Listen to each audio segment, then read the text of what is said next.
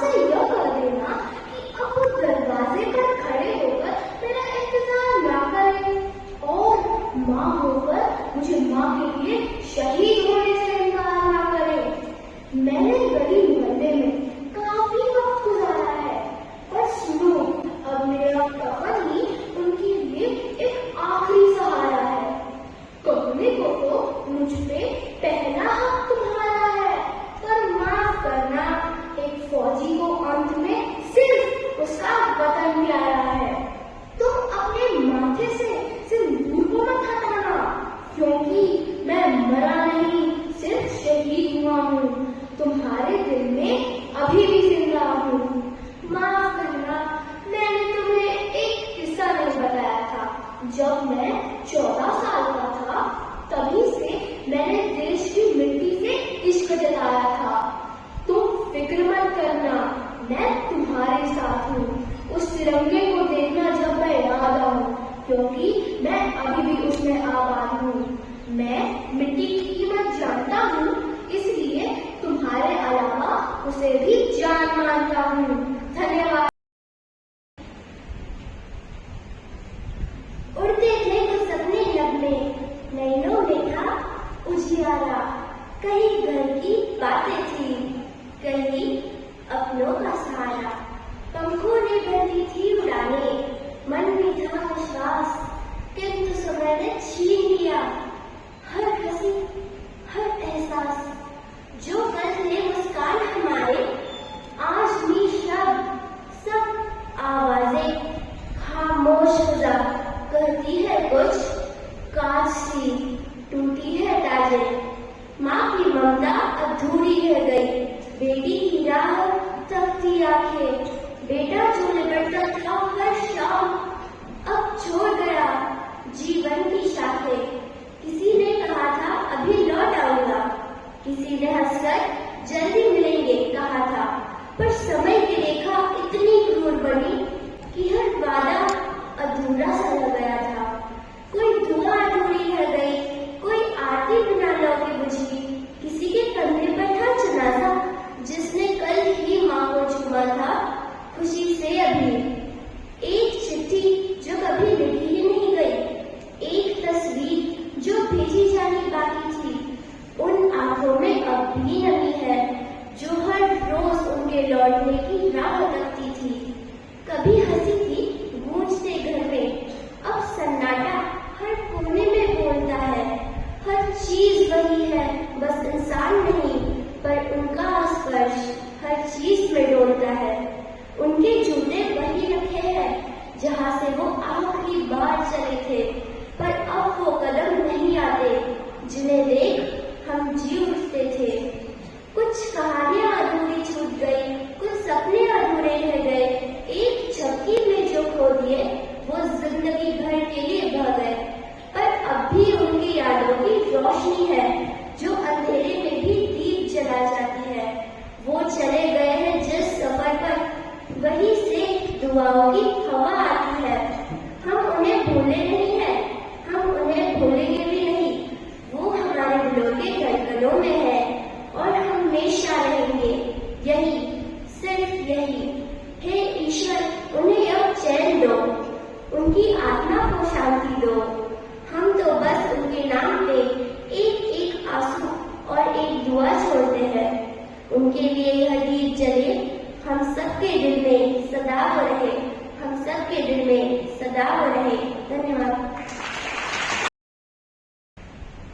सच है, विपत्ति जब आती है कायों को भी दहलाती है।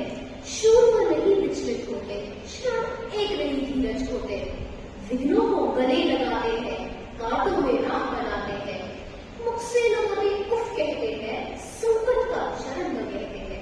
जो आ पड़ता सब सहते हैं, वो दो निरंतर रहते हैं। शूलों का मूल मिसाने को, पर खुद विपत्ति पर छाने को। है कौन विघ्न ऐसा जग में, टिक सके वीर नर के मन में। हम ठोक खेलता है जब नर, पर्वत के जाते पांव ऊपर। मानो जब फूल लगाता है, पत्थर पानी बन जाता है। गुण बड़े एक से एक प्रखर, है छिपे मानवों के भीतर।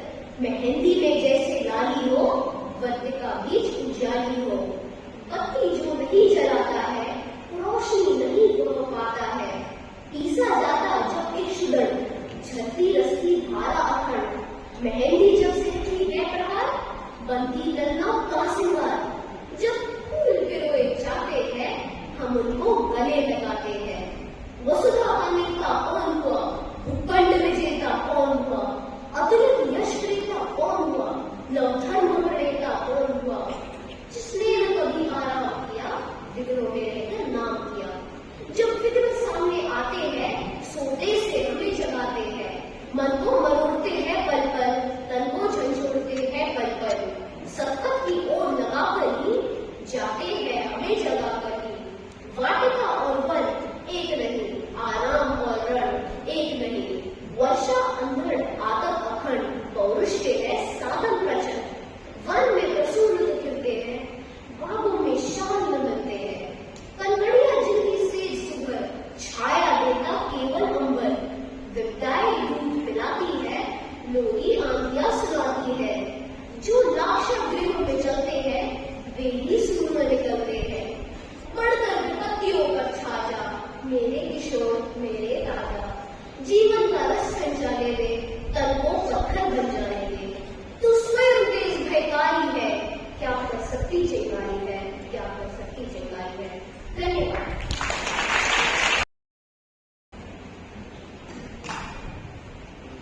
आजादी का एक दीवाना नाम भगत सिंह लिखता था।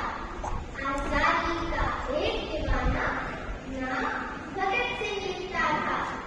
गाँव के बाकी सारे बच्चों जैसा ही तो दिखता था। सब गुड्डे गुड़िया खेलते थे, उसको आजादी प्यारी थी। भगत के दिल में इनकलाब की दबी हुई चिंगारी थी। उसकी आंखों के ही सामने जिंदा वाला ख्वाब हुआ। जनरल डायर के आदेशों से कैसा खून इंकलाब हुआ। उस दबी हुई चिंगारी ने फिर जन्म दिया एक ज्वाला को। क्रांतिकारी बना भगत सिंह, क्या प्रेम की माला को। सॉन्डर्स को मारा, बलिदानों की कसम भगत ने खाई थी। ये धमाके संसद में घरों को गूंज सुनाई थी। और भेजा जेल भगत सिंह को, भेजा जेल भगत सिंह को, उल्टी गोरों की चाल हुई। और पहली बार 116 दिन की भूख हड़ताल हुई। और वो अड़ाया था कि जिसने सपने इनकलाब के देखे थे, उस मूंछ की ताव के आगे घुटने अंग्रेजों ने देखे थे। वो दोषी सिद्ध हो रहे थे, वो दोषी सिद्ध हो रहे थे, और मौत का पंजा कसता था। और जज को देख के भगत सिंह दीवाना जैसा हंसता था। जो चाहा था भगत सिंह ने, आखिर वो अंजाम हुआ। तीनों को फांसी दी जाए। फिर कोर्ट में ये ऐलान हुआ। माँ से मिलकर बोला, बेटे मैं दूध का कर्ज चुकाऊंगा। आजादी के हर दीवाने में नजर तुझे मैं आऊंगा। माँ से बोला, तू मत रोना, ये धरती मेरी माता है। रोए या गर्व करे, माँ के तो कुछ भी समझ नहीं आता है। 23 मार्च का दिन आया, ये भूमंडल भी डोल उठा। 23 मार्च का दिन आया, ये भूमंडल भी डोल उठा। जेल का हर एक कोना उस दिन हर रंग के बसंती बोल उठा। भगत सिंह की अमिट शहादत नियति वहां गई होगी। जब चुना होगा भगत सिंह ने, सीधा हुई होगी। पत्थर दिल वाले अंग्रेजों के दिल भी पिघल गए होंगे, और जल्लादों की आंखों से भी आंसू निकल गए होंगे।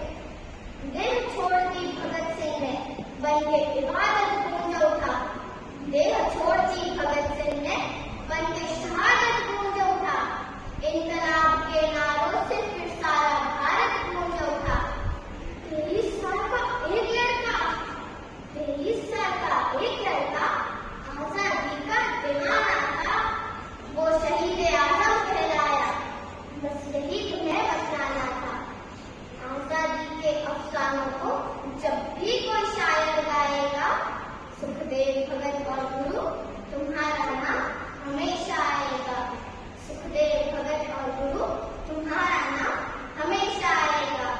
शहीदों की मजारों पर भरेंगे हर बरस मेले, वतन पे मरने वालों का यही बाकी हिसाब होगा।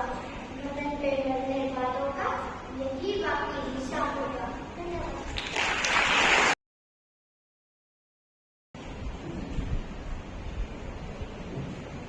कहा जाता है बुढ़ापा बचपन का पुनरागमन हुआ करता है। बुढ़ी काकी में जीवा स्वाद के सिवा और कोई चेष्टा शेष न थी। समस्त इंद्रिया, नेत्र, हाथ और पैर जवाब दे चुके थे। उनका एक भतीजे के अलावा और कोई न था। उसी भतीजे बुद्धिराम के नाम उन्होंने अपनी सारी संपत्ति लिख दी। संपूर्ण परिवार में यदि काकी से किसी को अनुराग था तो वह बुद्धिराम की छोटी लड़की लाडली थी। लाडली अपने दोनों भाइयों के भाई से अपने हिस्से की मिठाई चबेना बुढ़ी काकी के पास बैठकर खाया करती थी। बुद्धिराम के द्वार पर शहनाई बज रही थी। आज बुद्धिराम के बड़े लड़के का तिलक आया था। भट्टियों पर कर्मा चल रहे थे। एक में पुड़िया और कचौड़ियां निकल रही थी, दूसरे में अन्य पकवान बन रहे थे। बुढ़ी काकी की कल्पना में पुड़ियों की तस्वीर नाचने लगी। खूब लाल लाल, फुली फुली, नरम नरम होंगी। कचौड़ियों में अजवाइन और इलायची की महक आ रही होगी। एक पूरी मिलती तो जरा हाथ में लेकर देखती, क्यों न चलकर तराम काशी जा बैठे। काकी ने अपने मन में तरह तरह के मंसूबे बनाए। पहले तरकारी से पुड़िया खाऊंगी, फिर दही और शक्कर से कचौड़ियां रायते के साथ मजेदार बनाऊंगी। चाहे कोई बुरा माने चाहे भला, मैं तो मांग मांग कर खाऊंगी। काकी को लगा कि बहुत देर हो गई है, किसी की आवाज सुनाई न दे रही है। अवश्य है वो खा पी कर चले गए। यह सोचते सोचते वह सरकती हुई आंगन में आई, परंतु हाय दुर्भाग्य, मेहमान मंडली अभी बैठी हुई थी। कई आदमी चौक पर उठ खड़े हुए। वह पुकारने लगे, अरे यह बुढ़िया कौन है? यहाँ कहाँ से आ गई? काकी को वहां देख रूपा को तो बहुत गुस्सा आ गया। वो काकी पर झपकी और अपने दोनों हाथों से झटक कर बोली, ऐसे पेट में आग लगे, पेट ही ना भार, अभी मेहमानों ने नहीं खाया, भगवान को भोग नहीं लगा, तब तक देर हो सका, जल जाए ऐसी चीज। पंडित बुद्धिराम काकी को देखते ही सबसे दिल में ला गए। उन्होंने काकी के दोनों हाथ पकड़े और उन्हें घसीटते हुए अंधेरी कोठरी में हमसे पलट दिया। दोनों ही काकी को कम देने का निश्चय कर चुके थे। रात को केवल 11 बज रहे थे। रूपा आंगन में पड़ी सो रही थी। जब लाडली को विश्वास हो गया कि अम्मा सो रही है, वह काकी की कोठरी की ओर चली। काकी सोच रही थी, रात कैसे कटेंगी? पेट में अग्नि धधक रही है। किसी ने मेरी सुधी न दी, किसी ने मिलाई। अचानक कानों में आवाज आई, काकी उठो, सिर्फ बुढ़िया लाई है। काकी ने लाडली की बोली पहचानी और झटपट उठ बैठी। काकी ने पूछा, क्या तुम्हारी अम्मा ने दी है? लाडली ने कहा, नहीं, यह मेरे हिस्से की है। काकी पूरी पर टूट पड़ी। 5 मिनट के अंदर पूरी पिटारी खाली हो गई। लाडली ने पूछा, काकी पेट भर गया क्या? काकी ने बोला, नहीं बेटी, जाओ अम्मा से और मांगो। लाडली ने कहा, अम्मा सोती है, जगाऊंगी तो मारेगी। सहसा लाडली से बोली, ठीक है, मेरा हाथ पकड़कर वहां ले जाओ जहां मेहमानों ने बैठकर भोजन किया था। लाडली ने उनका हाथ पकड़ा और उन्हें झूठे पत्तों के पास ले जाकर बिठा दिया। दीन, शुदातुर, हद ज्ञान बुढ़िया झूठे पत्तों से बुढ़ियों के टुकड़े चुन चुनकर भक्षण करने लगी। ओह, दही कितनी स्वाद, कचौड़ियां कितनी सलोनी, खस्ता कितना सुकोमल। काकी बुद्धिहीन होते हुए भी आ जाती कि मैं बहुत कार्य कर रही हूँ, तो मुझे दूसरों के झूठे पतन चाहते हैं, परंतु बुढ़ापा तृष्णा रोग का अंतिम समय है, जब संपूर्ण इच्छाएं एक ही केंद्र पर आ लगती है। ठीक उसी समय रूपा की आंख खुली तो वह देखती है कि काफी झूठों कपड़ों से पूरियों के टुकड़े उठा कर खा रहे हैं। वह सोच रही है, मैं कितनी निर्दय हूँ, आज मेरे बेटे का तिलक था, सैकड़ों मनुष्य का भोजन खाया, परंतु जिसकी बदौलत 1000 रुपए खाए, मैं उन्हें इस उत्सव पर भी हर पेट भोजन न दे सकी। क्या मनुष्य मुझे माफ कर पाएगा? रूपा ने दिया जलाया और अपने भंडार के द्वार से एक थाली में संपूर्ण खाना सजाकर काकी के पास ले गई। उसने कंठा स्वर में कहा, काकी उठो, भोजन कर लो, आज मुझसे बड़ी भूल हुई। उसका बुरा न माना। काकी उस समय पर सब भूलकर भोजन करने लगी। उनके एक एक रोज से सच्ची सब इच्छाएं निकल गई और रूपा वहां बैठी सुंदर दृश्य का आनंद लेने में निमग्न थी। धन्यवाद। राजा का दरबार लगा हुआ था। सैनिकों के दिन थे, इसीलिए पूरा दरबार खुले में बैठा हुआ था। पूरी आम सभा सुबह की धूप में बैठी हुई थी। महाराज के सिंहासन के सामने एक मेज रखवा रखी थी। पंडित लोग, दीवान आदि सभी दरबार में बैठे हुए थे। राजा के परिवार के सदस्य भी बैठे हुए थे। महाराज के सिंहासन के सामने एक मेज रखवा रखी थी। महाराज के सिंहासन के सामने एक मेज रखवा रखी थी। पंडित लोग, दीवान आदि सभी दरबार में बैठे हुए थे। उसी वक्त एक व्यक्ति आया और राजा से दरबार में मिलने की आज्ञा मांगी। प्रवेश मिल गया तो उसने कहा, मेरे पास 2 वस्तुएं हैं, बिल्कुल एक जैसी है, लेकिन एक नकली है और एक असली है। मैं हर राज्य के राजा के पास जाता हूँ और उन्हें परखने का आग्रह करता हूँ, लेकिन कोई परख नहीं पाता। सब हार जाते हैं और मैं विजेता बनकर घूम रहा हूँ। अब आपके नगर में आया हूँ। राजा ने उसे दोनों वस्तुओं को पेश करने का आदेश दिया तो उसने दोनों वस्तुएं मेज पर रख दी। बिल्कुल समान आकार, समान रूप, रंग, समान प्रकाश, सब कुछ नक्शित समान। राजा ने कहा, ये दोनों वस्तुएं एक है। तो उस व्यक्ति ने कहा, हाँ, दिखाई तो एक सी देती है, लेकिन है भिन्न। इनमें से एक है बहुत कीमती हीरा और एक है कांच का टुकड़ा, लेकिन कोई परख नहीं पाता कि कौन सा हीरा है और कौन सा कांच। कोई तो परख कर बताए यह हीरा है या कांच।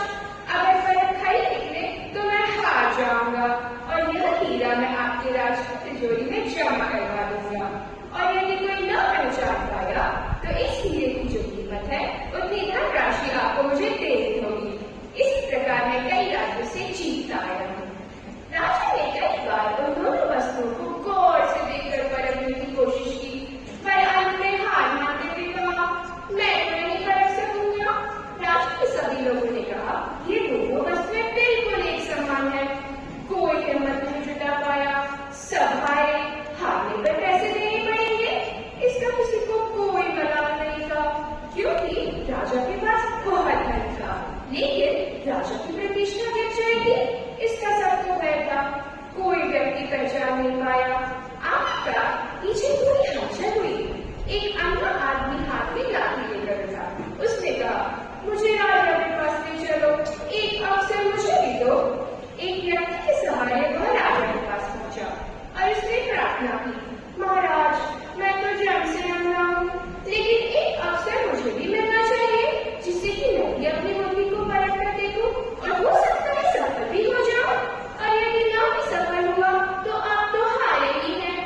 राजा ने सोचा कि उसे अवसर देने में कोई हर्ज नहीं है और अनुमति दे दी। उस व्यक्ति के हाथ में दोनों वस्तुएं दी गई और पूछा गया, बता, इनमें से कौन सा हीरा है और कौन सा कांच।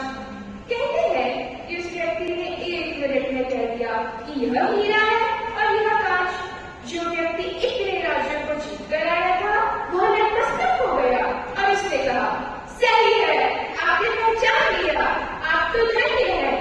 अपने वचन के मुताबिक यह हीरा मैं आपके राज्य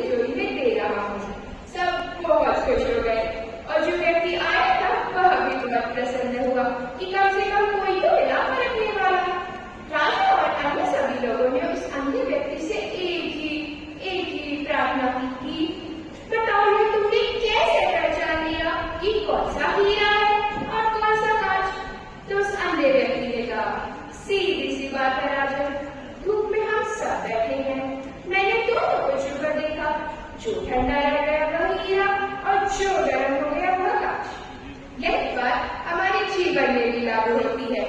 जो व्यक्ति बात बात पर अपना आपा खो देता है, गर्म हो जाता है और छोटी सी छोटी समस्याओं में उलझ जाता है, वह कांच जैसा है। और जो व्यक्ति विपरीत परिस्थितियों में पीछे नहीं हटता और अपने रास्ते पर अड़िग रहता है और शांत होकर बुद्धि से काम लेता है, वही सच्चा हीरा कहलाता है। धन्यवाद।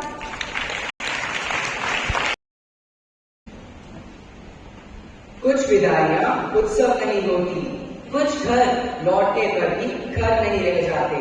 गजानन बाबू की आंखें उस कमरे पर टिकी थी जहां आज उनका आखिरी दिन था। बक्से, बाल्टी, डोलची, सामान बांध रहा था गणेशी। गजानन बाबू, यह डिब्बा कैसा है गणेशी? गणेशी आंसू पोंछते हुए कहता है, घरवाली ने बेसन के लड्डू दिए हैं, कह रही थी अब कहाँ हम गरीब लोग आपकी खातिर कर पाएंगे। गजानन बाबू ने आंखें मूंद ली। सामान बांधते हाथों में सिर्फ रस्सी नहीं बन रही थी, बल्कि उनके जीवन के एक दौर का आखिरी सिरा भी गांठ में बन रहा था। गजानन बाबू, कुछ जरूरत हो तो लिखना गणेशी, अगहन से पहले बिटिया की शादी कर देना। गणेशी, अगर आप यहाँ रहते तो शादी में हौसला रहता। अब गजानन बाबू घर वापस आ चुके हैं। 35 साल की नौकरी के बाद अब वह परिवार के बीच सम्मान और स्नेह के साथ रहना चाहते हैं। कमरे से ठाकों की आवाज आ रही थी। गजानन बाबू मुस्कुराते हुए अंदर गए। उन्होंने कुछ अंदाजे से पूछा, क्यों नरेंद्र, क्या नाच हो रहा है? नरेंद्र चुप हो गया। बहू माथा ठगने लगी, बसंती हंसी दबाने लगी। गजानन बाबू के आने से जैसे कमरे का पूरा माहौल ठंडा पड़ गया। गजानन बाबू ने मुस्कुराकर एक कप चाय मांगी, मगर चाय फीकी थी और घर का मिजाज थी। पत्नी आई, आप अकेले बैठे हैं, बच्चे कहाँ गए? गजानन बाबू, अपने अपने काम में लगे हैं, आखिर बच्चे ही हैं। गजानन बाबू अपनी चारपाई पर लेटे थे। बैठक में उनकी चारपाई कुछ इस प्रकार रखी गई थी जैसे किसी मेहमान के लिए हो। गजानन बाबू लेटे लेटे कुछ सोच रहे थे। सोचते सोचते उन्हें वह पुराना रेलवे का क्वार्टर याद आ गया, जहाँ रोज सुबह गणेशी गरम गरम चाय लाता था। उस चाय में भरपूर सम्मान भी। अब सब बदल गया है। पत्नी चिल्लाते हुए आई, बहू को चौके में भेजा था, पूरा डिब्बा घी उड़े दिया। हाँ, कमाने वाला आहार तोड़े और सामान की बर्बादी हो, मैं ये नहीं सह सकता। नरेंद्र खाने पर से उठ गया। नरेंद्र, मैं ये गंदा खाना नहीं खाने वाला। बसंती, नहीं खाना है तो मत खाओ, बाबूजी ने कहा था बनाने को। नरेंद्र, बाबूजी को तो बैठे बैठे यही सब सोचता है। बैठक में गहरी रात थी। गजानन बाबू अपनी चारपाई पर लेटे थे। पत्नी चुपचाप आकर चटाई बिछाने लगी। गजानन बाबू, इतने वर्षों पूरे परिवार से अलग रहा, अब सोचा है साथ रहूंगा। खैर, रुपये नहीं है अब मेरे पास, खर्चा थोड़ा कम करना चाहिए। पत्नी, क्या खर्चा किया हमने? न मन का खाया न ओढ़ा, क्या खर्चा किया हमने? गजानन बाबू ने अपनी पत्नी की ओर देखा और मन ही मन सोचा, क्या यही है वह स्त्री जिसकी एक मुस्कान की याद में मैंने पूरी जिंदगी बिता दी। अगले दिन गजानन बाबू अपनी पत्नी से कहते हैं, रामजी मन की मिल में नौकरी मिल गई है। इतने वर्षों तुमसे अलग रहा, अब सोचा था साथ रहूंगा। खैर, परसों निकलना है, तुम चलोगी? पत्नी थोड़ा झिझकते हुए कहती है, इतनी बड़ी गृहस्थी, सयानी लड़की, मैं कहीं नहीं जा रही, मैं नहीं रहूंगी। गजानन बाबू, ठीक है, मैंने तो ऐसे ही पूछा था। रिक्शा तैयार है। नरेंद्र बिस्तर बांध रहा था। बहू लड्डू की डालियां दे रही थी। गजानन बाबू ने एक आखिरी बार अपने परिवार की ओर देखा और फिर मुंह फेर लिया।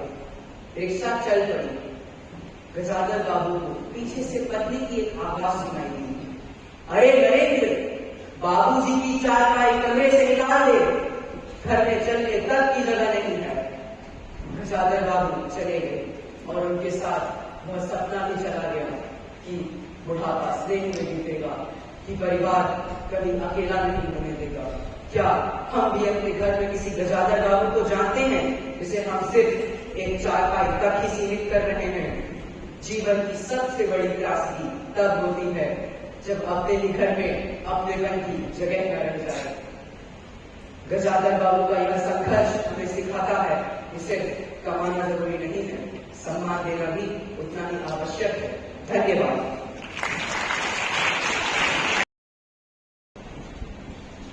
आधी रात का समय, राष्ट्रपति जी को नींद नहीं आ रही है।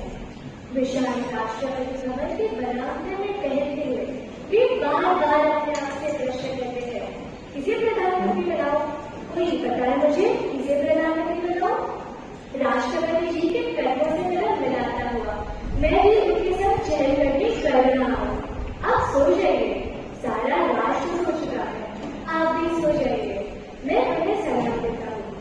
अरे भाई, इस देश को एक प्रधानमंत्री चाहिए, एक प्रधानमंत्री। राष्ट्रपति ने जोर देकर कहा। छोटे पदों के लिए तो अच्छे आपके मिलते ही है, आप बड़े पद की बात कर रहे हैं? ईमानदार बाबू मिल जाए तो कितनी फायदे निकल जाए, अच्छे ड्राइवर मिल जाए तो आधी दुर्घटनाएं रुक जाए इस देश की। वे क्यों मिल नहीं रहे? आप प्रधानमंत्री की तलाश कर रहे हैं? मैंने कहा दुर्घटना होगी तो कोई दुख प्रकट करने वाला भी तो चाहिए कुर्सी पर, है कि नहीं? आप ठीक कह रहे हैं राष्ट्रपति महोदय, देश को एक प्रधानमंत्री तो चाहिए ही। भैया, हर साल देश में बाढ़ आती है, मजबूत सीमा पर हेलीकॉप्टर में बैठ नजारा देखना होता है हिम्मत किसी की प्रधानमंत्री के अलावा? अपीलें करनी होती है, विदेश जाना होता है, निर्णय टालने होते हैं, मामले विचाराधीन रखने होते हैं, आदि आदि। प्रधानमंत्री नहीं होगा तो कौन करेगा ये सारे काम? बोलो, मैं मानता हूँ आपकी बात, सारे पद खाली पड़े हो, किंतु प्रधानमंत्री का पद खाली नहीं रहना चाहिए। भरिए कुर्सी, बिठाइए किसी को। शरद, प्रधानमंत्री के पद के लिए तुम कैसे रहोगे? राष्ट्रपति जी ने मुझे देखकर पूछा।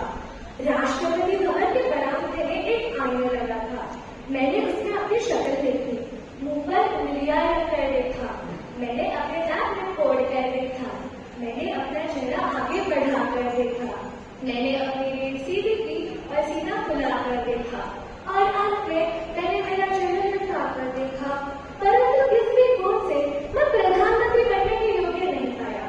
नहीं, मैं प्रधानमंत्री नहीं बन सकता।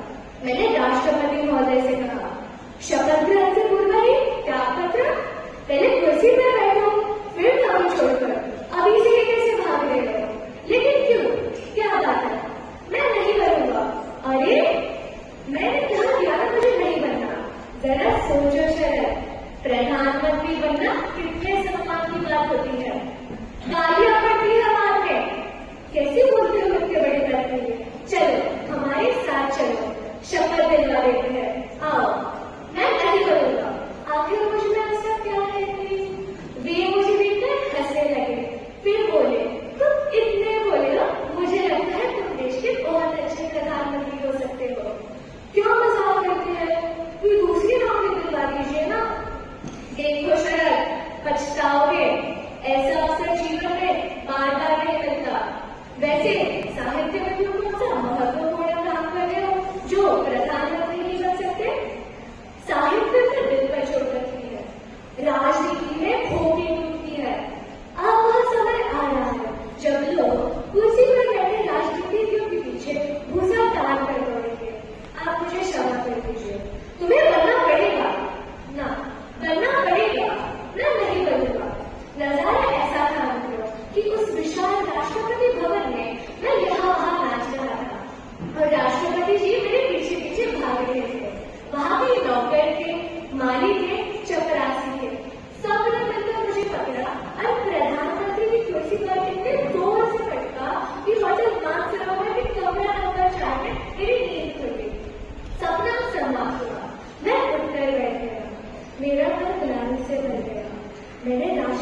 जी का अपने साथ ठुकरा दिया। लानत है मुझ पर, मैं इसी डाली से फिर से सो गया। यदि इस बार राष्ट्रपति जी आगे रहा करेंगे तो अस्वीकार नहीं करूंगा। सपने में क्या, यथार्थ में भी अस्वीकार नहीं करूंगा। जब कोई भी बन सकता है तो मैं भी बन सकता हूँ। सुबह हो गई थी, अखबार वाला अखबार डाल गया था। राष्ट्रपति जी ने लोकसभा भंग करके मध्यावधि चुनाव की आज्ञा दे दी थी। जब शरद जोशी ने अस्वीकार कर दिया तो इसके अलावा उनके पास चारा भी क्या था। धन्यवाद।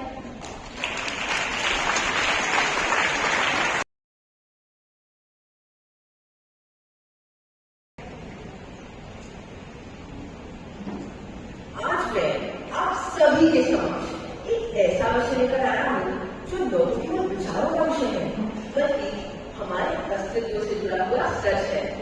जब प्रकृति बोलती है, हम अक्सर ये सोचते हैं कि प्रकृति तो हो गया, न बोलती है न सुनती है, लेकिन अगर हम ध्यान से सुने तो पाएंगे कि वो हर दिन हर क्षण हमसे संवाद करती है। जब सुबह सूरज उठता है वो कहता है हर दिन एक नई शुरुआत है, अंधकार कितना भी गहरा हो प्रकाश अवश्य करेगा। जब फूल खिलते हैं वे मुस्कुराते हुए कहते हैं सौंदर्य बातों क्योंकि यही जीवन की सबसे सुंदर भाषा है। लेकिन साथियों, दुख की बात तो यह है कि हमने प्रकृति की इस मधुर भाषा को नजरअंदाज कर दिया है। हमने पेड़ों को केवल नकली समझा, नदियों को केवल नालों में बदला और जानवरों को केवल तमाशे का साधन बना दिया। महात्मा गांधी जी की कथनानुसार हम प्रकृति से जो लेते हैं उसे लौटाना भी हमारी जिम्मेदारी है। जब हम वनों की अंधाधुंध कटाई करते हैं तो जंगल कहते हैं अगर मैं न रहा तो वर्षा कहां से आएगी। जब बर्फ पिघलती है तो हिमालय चुपचाप होता है और कहता है तुमने मुझे गर्व कर दिया, अब मेरी शांति पिघल रही है। आज प्रकृति अब प्यार से नहीं चेतावनियों से बात करती है, कभी बाढ़ बनकर, कभी तूफान बनकर, तो कभी महामारी के रूप में। प्रकृति से छेड़छाड़ मानवता के भविष्य से खिलवाड़ है। अब भी समय है कि हम चेत जाए। हमारी छोटी छोटी आदतें ये बड़ी बदलाव ला सकती है। पेड़ लगाना, जल बचाना, कचरा न फैलाना और प्लास्टिक का कम उपयोग करना। मूल हमें की कहावत है पृथ्वी हमारे पूर्वजों से नहीं हमारे बच्चों से उधार ली गई है। जब हम प्रकृति की सेवा करते हैं तो हम स्वयं का कल सुरक्षित कर सकते हैं। और याद रखिए, अगर तुम प्रकृति की भाषा को नहीं समझोगे तो एक दिन उसकी चुप्पी तुम्हें डरा देगी।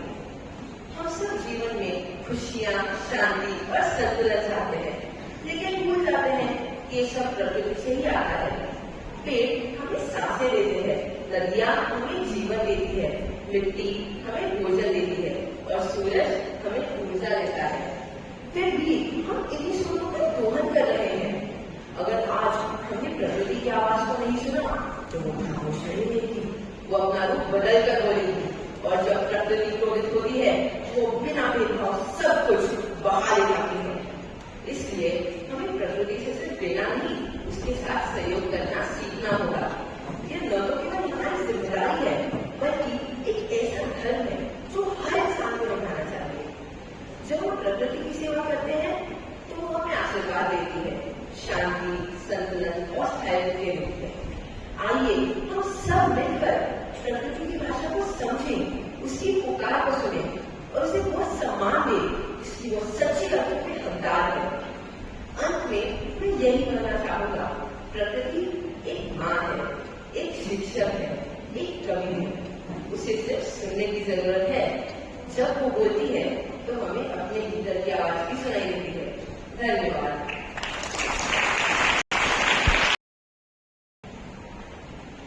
चौधरी पीपल्स के दादा सोनी के मोहम्मद में दरोगा थे। आमदनी अच्छी थी, एक छोटा पक्का मकान उन्होंने बनवा लिया। चौधरी खानदान अपने मकान को हवेली को कहता था। जगह की कमी की वजह से उनके बाद घर की ड्यूटी पर पर्दा लटक गया। तीसरी पीढ़ी की ब्याह शादी होने लगी, लेकिन चौधरी खानदान को घर छोड़ किसी और जगह की तलाश करनी पड़ी। आय कम होने की वजह से चौधरी जी को घर सिर्फ की अच्छी वस्तु में लेना पड़ा। इस पूरी बस्ती में चौधरी जी की बड़े बड़े सफेद पोस्ट थे। उनके ही घर की ड्योढ़ी पर पड़ रहा। सब लोग उन्हें चौधरी जी मुंशी जी को बस सलाम करते। उनके घर की औरतों को किसी ने भी नहीं देखा था। मोहल्ले में चौधरी जी की इज्जत थी। इज्जत का आधार था घर की ड्योढ़ी पर लगा हुआ पर्दा। पर्दे में कभी बच्चों की खींच-खाच या हवा के झोंके से छेद हो जाते तो पर्दे की काट से हवा सुई हवा नहीं उसकी मरम्मत कर देते। 10 महीने पहले बहुत हुए बच्चे बरकत के जन्म के समय पीरबख्श को पैसों की जरूरत आ पड़ी। कहीं और प्रबल होने के कारण उन्होंने पंजाबी खान से 4 रुपए उधार ले लिए। 7 महीने पकड़ करके भी वो किस्त देते चले गए। और जब साल से बरसात पिछड़ गई और बाजार में रुपए 3 सेर मिलने लगा तब किस्त देना संभव न रहा। उन्होंने अल्लाह की कसम खा अगले महीने 1 सवा देने का वादा किया। अगले महीने खान हाथ में डंडा लिए चौधरी के घर के सामने मौजूद हुआ। मामूल वजह बताने पर भी खान दूर आता रहा। हम बदन छोड़ के अपना देश में पड़ा है, रुपया छोड़ देने के वास्ते नहीं आया। हमारा भी बाल बच्चा है, 4 रोज में रुपया नहीं देगा ना तो तुम्हारा 5वें दिन पैसे कहाँ से आ जाते। चौधरी जी ने अपने सारी जान पहचान वालों से पूछा पर उत्तर मिलता मियां पैसे कहाँ है इस जमाने में, पैसों का मोल पौड़ी में चढ़ गया। हाथ में आने से पहले उधार हो गया। 5वें दिन पता चला खान आया था और गाली देकर बंद कर गया। हम 4 घंटे में फिर आता है, रुपया नहीं मिला उसकी खान उतार कर बाजार में बेच देगा। 4 घंटे से पहले ही खान की पुकार सुनाई। चौधरी पीरबख्श के शरीर में बिजली सी रही थी, हाथ पैर सुन और गला पूछा। खान ने गाली देकर कहा पैसा नहीं देना था तो लिया क्यों, तमका भी रह जाता तुम्हारा। हम तुम्हारी खान उतार कर ना बाजार में बेच देगा। पर्दा लगा के शरीर ज्यादा बनता है। तुम हमको कुछ भी दो, बीवी का गहना दो, बर्तन दो, कुछ भी दो, हम ऐसे नहीं जाएगा। राजाओं ने पीरबख्श ने कहा घर में एक पैसा नहीं है, बीवी के गहने भी नहीं है, बर्तन भी नहीं है। खान साहब ने बेशक पीरबख्श की खाल कर बाजार में बेच दे। खान और क्रोधित हो गया। हम तुम्हारी खाल का क्या करेगा, उसका तो जूता भी ना बने। तुम हमको अभी के अभी पैसे दो, तुम्हारी खाल से तो टाट अच्छा। खान ने ड्योढ़ी पर रखे पर्दे को झटक दिया। पर्दा हटने से जैसे छोटी के जीवन की डोर टूट गई और डगमगा कर जमीन पर गिर पड़े। यह दृश्य देखने की तो चौथे दिन आ थी, पर द्वार पर खड़ी सारी भीड़ ने देखा कि चौधरी खानदान की औरतें और लड़कियां आंगन के बीचों बीच खड़ी कांप रही थी। पर्दा हटने से वह सिकुड़ गई थी। यह पर्दा ही तो घर भर की औरतों का वस्त्र था।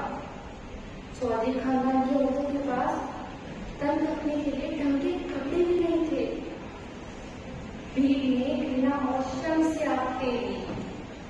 खान ने भी अपनी यह दृश्य देखकर कठोरता पिघल गई और वह असफल लौट गया। पर्दा बीचों बीच पड़ा था पर उसे उठाने की और वापस लटका देने की हिम्मत किसी ने ना की और शायद अब उसकी आवश्यकता भी नहीं थी, क्योंकि पर्दा जिस भावना का अवलंब था वह मर चुकी। धन्यवाद।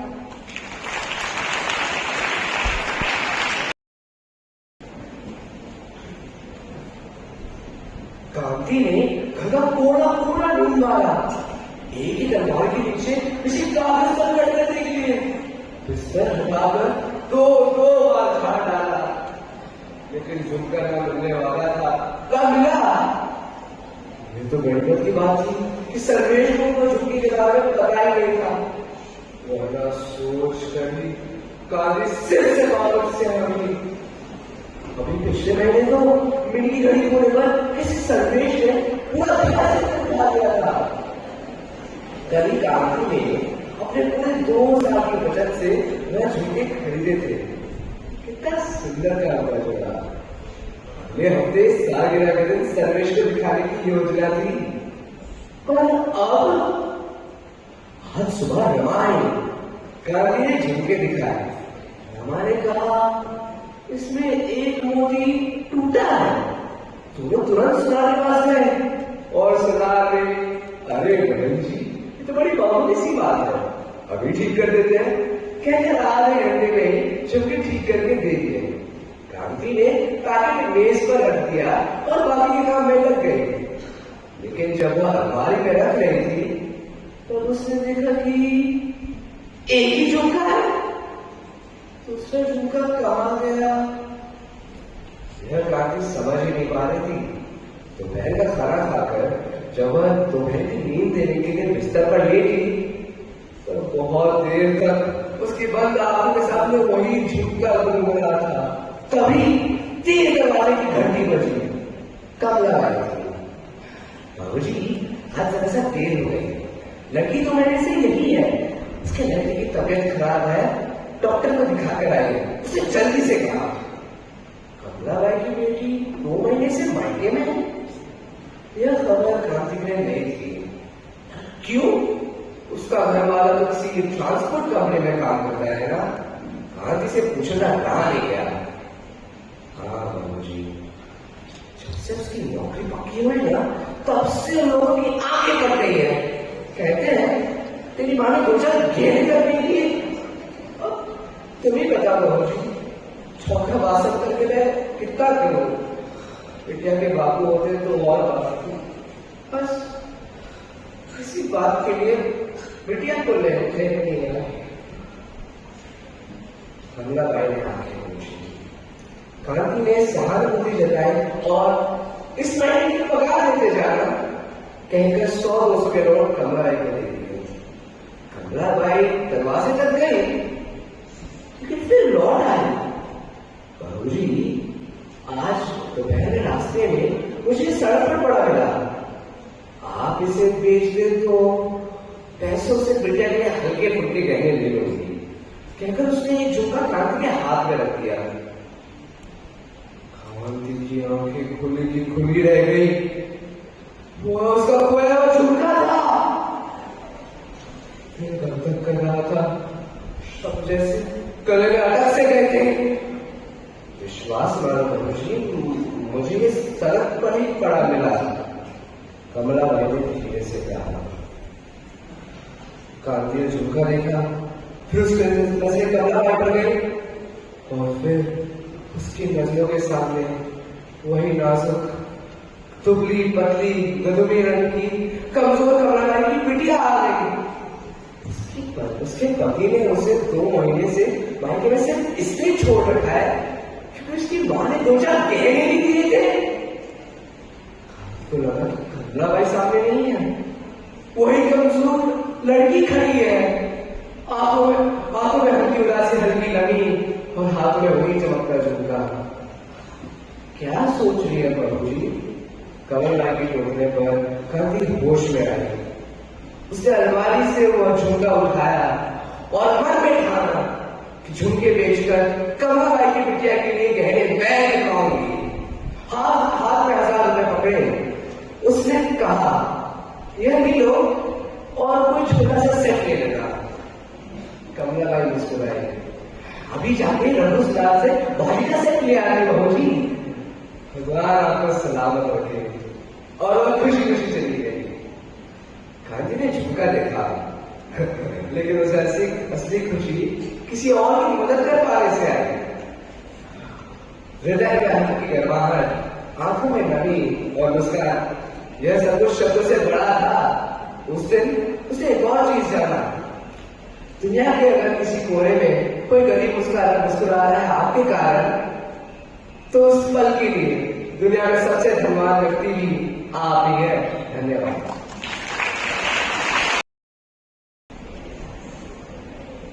तुम मत हो, मजबूत बनो। लड़के रोने नहीं है, कमजोरी दिखाना तो लड़कियों का काम है। लेकिन क्या भावनाएं सिर्फ स्त्रियों की होती है? क्या दर्द, गम, पीड़ा, डर और आंसू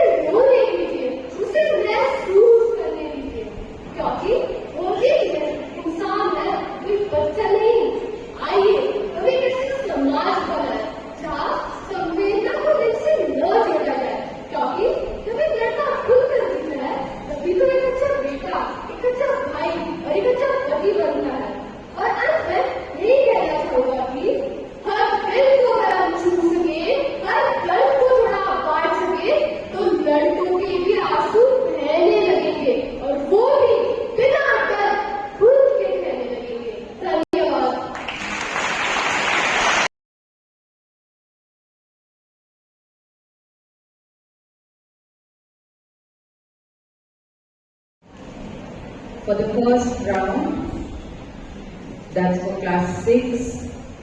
In the third position, we have Mohammad Ryan Khan. Kindly come up, so we congratulate you.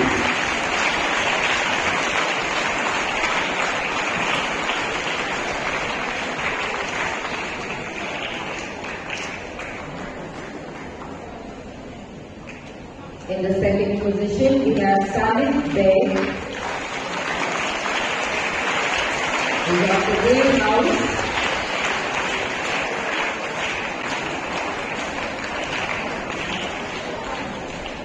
Come on, Salih, run up.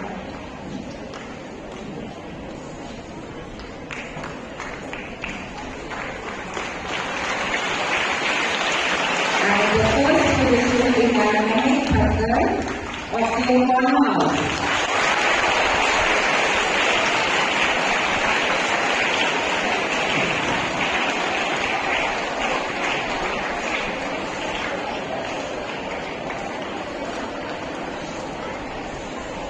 Students, kindly remain patient. For the second round, in the third position, we have Swarnika Indalkar of the Ray House.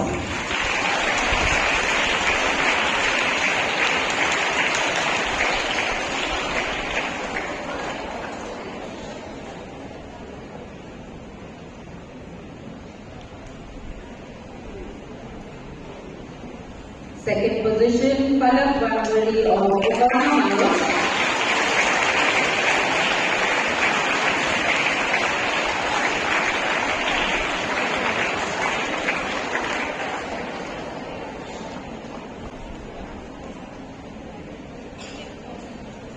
And in the first position, we have Sanskar Kumar of the Young House.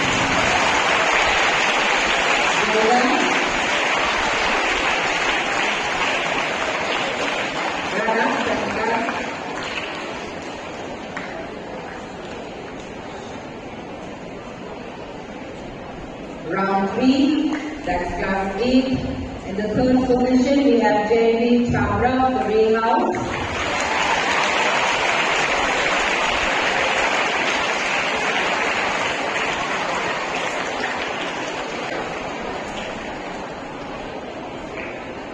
In the second position, we have Shawnee Shobit of the Ray House.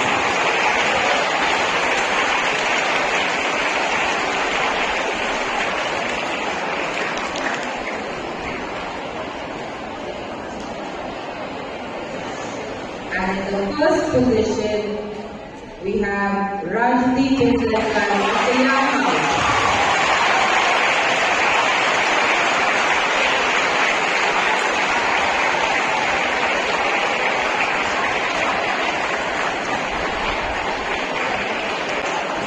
Well done, students.